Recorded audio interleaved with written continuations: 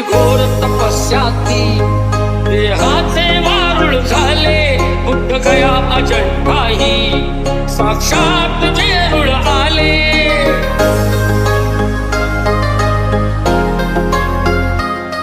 किती घोर तपस्याती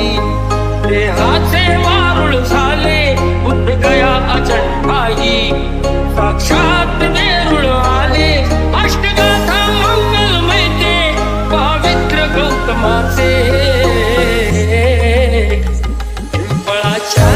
पानावर पाहिले चित्र गौतमाचे